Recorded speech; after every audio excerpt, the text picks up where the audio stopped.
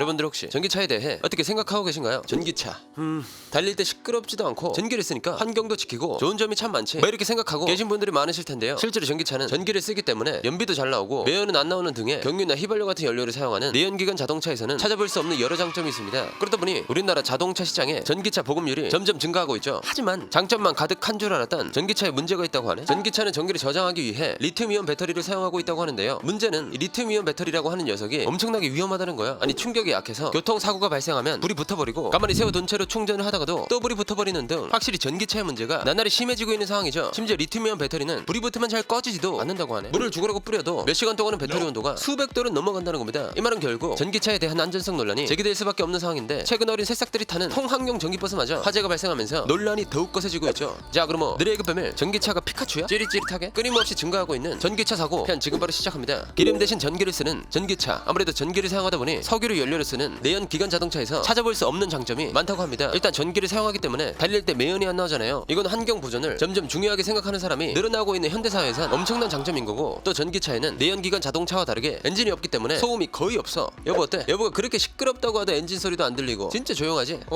그러게 이거 엄청 괜찮다. 그런데 이거 꽤 비싸 보이는데 얼마 주고 산 거야?